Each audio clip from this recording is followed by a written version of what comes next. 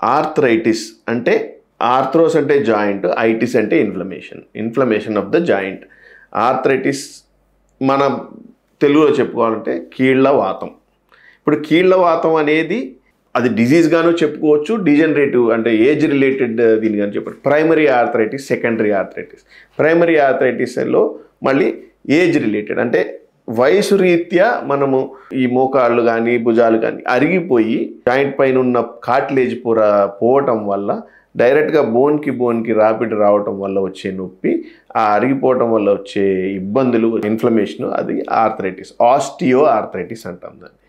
అలాగే secondary degenerative arthritis వేరే ఏదో కారణం వల్ల అంటే వేరే జబ్బు ఏదో ఉండటం వల్ల ఈ జాయింట్స్ అనేవి తొందరగా అరిగిపోతాయి కొంతమందికి, అది సెకండరీ డీజనరేటివ్ ఆర్థరైటిస్. ఇప్పుడు ప్రైమరీ ఆర్థరైటిస్ వయసు రీత్యా మన అందరికీ వచ్చేది. సెకండరీ ఆర్థరైటిస్ ఎవరికి వస్తుంది అన్నది మనం చూసుకోవాలి. సెకండరీ ఆర్థరైటిస్లో సిస్టమిక్ కాజెస్ ఉంటాయి, అంటే లేదా ట్రామా వల్ల కానీ. సిస్టమిక్ డిజీజెస్ కొన్ని ఉంటాయి, వాటిలో ఏంటంటే ఇప్పుడు హైపర్ యూరిసీమియా అంటే యూరిక్ యాసిడ్ ఎక్కువ అవటం, బ్లడ్లో యూరిక్ యాసిడ్ శాతం పెరగడం వల్ల క్రిస్టల్ డిపాజిషన్ అయ్యి జాయింట్స్ తొందరగా అరిగిపోతాయి. దీన్ని గౌట్ ఆర్థరైటిస్ అని కూడా అంటారు. అది ఒక కారణం. రెండోది హైపోథైరాయిడిజం. థైరాయిడ్ ఉన్న వాళ్ళకి ఈ కార్టిలేజ్ తొందరగా అరిగిపోవటము, డీజనరేషన్ రావడము, అలాగే ఎముకల్లో కాల్షియం తగ్గడము, ఆస్టియోపోరోసిస్ రావడం, ఇవి మిగతా వాళ్ళకన్నా వీళ్ళకి ఎక్కువ జరుగుతాయి. సో థైరాయిడ్ వల్ల కూడా ఆర్థరైటిస్ వస్తుంది. అలాగే రుమటాయిడ్ ఆర్థరైటిస్ అంటే మనం చెప్పుకోవడానికి ఇది ఒక డిజీజ్ అనే అనుకోవచ్చు. రుమటాయిడ్ ఆర్థరైటిస్ వల్ల వచ్చే ఆర్థరైటిస్ అన్ని joints involve, small joints especially ఈ వేళ్లలోని, పాదాల్లోని, అలాగే మోకాళ్ళు, హిప్ జాయింట్స్ ఏదైనా ఇన్వాల్వ్ అయ్యే అవకాశం ఉన్నది రుమటాయిడ్ ఆర్థరైటిస్. అలాగే యాంకలోజింగ్ స్పాండిలైటిస్ అనేది కూడా ఒక రకమైన డిజీజే. ఇలాగ రకరకాల కారణాల వల్ల వచ్చే ఆర్థరైటిస్ సెకండరీ ఆర్థరైటిస్.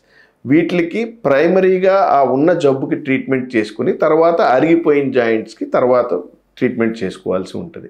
ఈ విషయానికి వస్తే మన దగ్గరికి ఫస్ట్ పేషెంట్ వచ్చినప్పుడు ఇవన్నీ వాళ్ళకి తెలియవు. వాళ్ళు నాకు జాయింట్స్ నొప్పి వచ్చింది సార్, ఈ మోకాళ్ళ నొప్పి వచ్చింది, లేదా భుజం నొప్పి వచ్చింది, లేదా వేళ్ళలో నొప్పులు వస్తున్నాయని వస్తారు.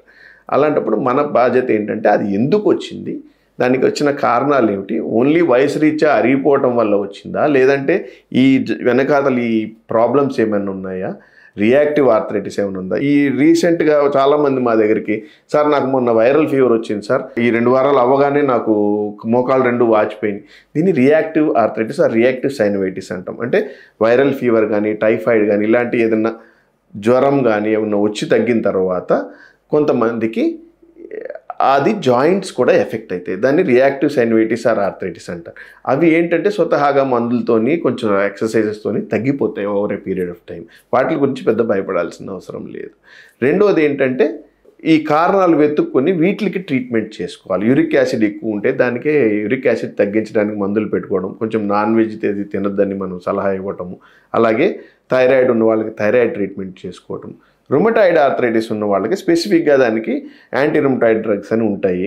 అవి స్పెసిఫిక్గా రుమటాలజిస్ట్ కానీ ఆర్థోపెడిషియన్ కానీ చూపించుకుని అది కోర్సు ప్రకారం వాడుకోవటము.